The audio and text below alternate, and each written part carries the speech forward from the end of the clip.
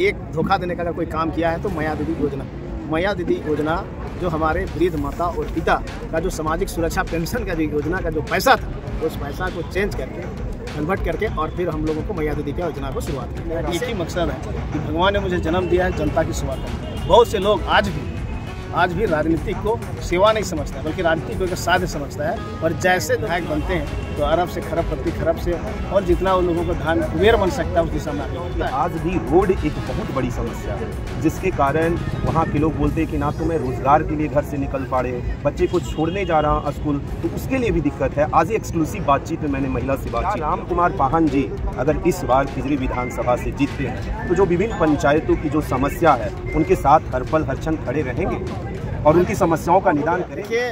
जिस तरह से आसू और भाजपा में कार्यकर्ताओं में उत्साह और उमंग, जिस तरह से खिजरी विधानसभा क्षेत्र के एक जनता खिजरी का विकास चाहती है उससे निश्चित रूप से हम लोगों ने चुनाव जीते हैं, इसमें कोई नहीं रोक सकता। जहाँ तक हमारा जो विपक्षी लोग हैं उन्होंने जो 5 साल के दरमियान उन्होंने जनता के साथ में जो घोषणा पत्र किया, लोकदुर्बान घोषणा पत्र करके चुनाव जीता तो निश्चित रूप से 5 साल के अंदर एक भी घोषणा पत्र का उन्होंने काम नहीं किया।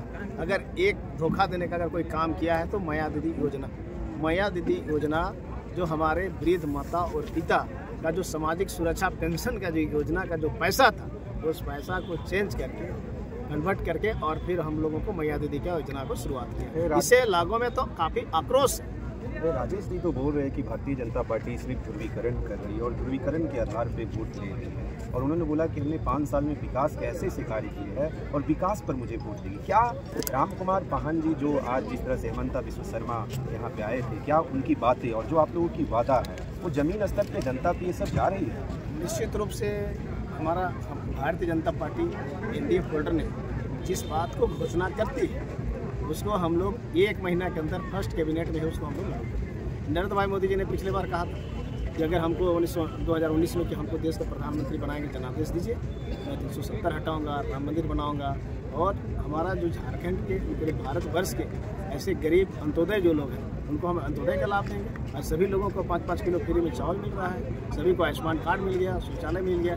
ये दर्शाता है कि जनता के प्रति आपका कितना कमिटमेंट है। राम कुमार पाहन जीत को लेकर कितना आश्वस्त है, किस तरह जनता के बीच जा रहे हैं, किस तरह आपको लग रहा है जीत को लेकर कितना आश्वस्त है? नहीं, मैं तो जनता के बीच में सालों भर जाता हूँ। मैं 5 साल में चुनाव हारा उसके बावजूद भी और जब मैं उससे पहले विधायक था तब मैं कंटिन्यू जनता के बीच में संपर्क में रहता हूँ। जनता की जो भी समस्या होता है मैं तुरंत कार्रवाई करता हूँ, चाहे सुख में हो चाहे दुख में हो। मैं 24 घंटा सिर्फ मेरा एक ही वर्क होता है, मैं जनता की सेवा करूँ। मेरा कोई व्यवसाय नहीं है, मेरा कोई धंधा नहीं है, मैं किसी भी तरह का कोई भी काम में इन्वॉल्व नहीं रहता हूँ। कि मेरा एक ही मकसद है कि भगवान ने मुझे जन्म दिया है जनता की सेवा करने। बहुत से लोग आज भी राजनीति को सेवा नहीं समझता है बल्कि राजनीति को एक साध्य समझता है और जैसे लोग चुनाव जीतते हैं, विधायक बनते हैं तो अरब से खरब से और जितना उन लोगों को धन कुबेर बन सकता है उस दिशा में आगे बढ़ता है। उसका झटता उदाहरण हमारा खिजरी विधानसभा क्षेत्र में भी है कि चूँकि हमारे माननीय विधायक जी ने साड़ी के नाम पर जेल जाने का ये कहाँ का षड्यंत्र है तो जनता ही जान सकती है और जनता ही बता सकती है। मतलब जो भ्रष्टाचार का आरोप लगा रही है जनता के बीच भी ये मुद्दा है,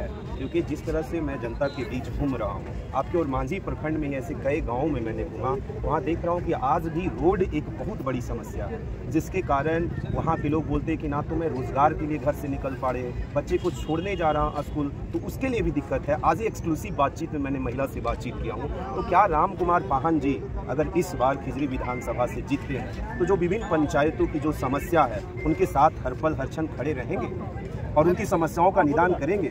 मैं तो कहा ना कि मैं 5 साल के दरमियान या तो जिस समय मैंने विधायक था उस समय मैं जनता का हित में, समाज का हित में मैंने जितना काम किया ये आज़ादी के इतने वर्षों के बाद भी खिजरी विधानसभा में काम नहीं हुआ। वैसे स्थान पर जहाँ पर लोग साइकिल से चढ़ते थे नहीं बल्कि साइकिल चढ़ता था वैसे जगह पर भी हमने रोड पहुँचाने का काम किया। जिस गांव में बिजली नहीं था उस गांव में मैंने बिजली, ऐसा सैकड़ों गांव में मैं कनेक्टिविटी का रूप बनवाया। अगर मैं बोलना चाहता हूँ तो लगभग 1 घंटा से अधिक अगर मैं बोलते रहूँगा फिर भी मेरा जितना मैंने काम किया वो पूरा नहीं हुआ। अंतिम प्रश्न मैं जानना चाहूँगा, सोशल मीडिया और डिजिटल मीडिया में आपकी एक वीडियो वायरल है जमीन हड़पने को लेकर विपक्षियों का, उस पर आपने कोई एक्शन लिया क्या या मानहानि का कोई केस किया? क्योंकि ये कहूँ ना कहूँ आपकी छवि को भी खराब कर रही है। देखिए, जहाँ तक जिस वीडियो को लोगों ने वायरल किया है और जिसने कहा था उसके प्रति मैंने लिखित भी दे दिया था थाना में, उससे मेरा कोई इन्वॉल्व नहीं है, ना मुझे कोई जानकारी है। एक महिला जिस तरह का बोल रही थी, वो महिला यहाँ के रही नहीं, दूसरा का ज़मीन में कैप्चर के लिए थी।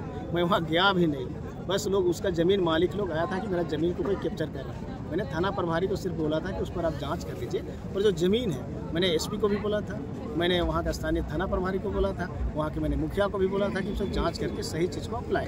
मैं जीवन में कभी भी गलत के पक्ष में नहीं रहता हूँ। जब भी मैं अगर कोई काम करता हूँ तो जो सही है उसी बात को मैं मतलब वो जो वीडियो था वो कहूँ ना कहूँ एक सोची समझी रणनीति थी आपकी छवि को बिगाड़ने की। निश्चित रूप से 100% मैंने जो जिस वीडियो ने जारी किया था, मैंने वहाँ जाके उसको बताया, उस खत्ता प्लॉट का एक ज़मीन को मैंने विवरण दिया, मुझे उससे कोई जानकारी नहीं है। और जिन्होंने ज़मीन को खरीदा है, जिस महिला ने बोल रही है, अभी कोर्ट में अभी भी केस चल रहा है, वो ज़मीन किसी दूसरे षड्यंत्र रच के दूसरा का ज़मीन दूसरे से खरीद लिया है। उसका ना खरीदा है, उस ज़मीन उसका है भी नहीं है, दूसरे मालिक को खड़ा करके और दूसरे का ज़मीन को खरीदा। ज़मीन मालिक मेरे पास आया था, मैंने बोला जांच करो।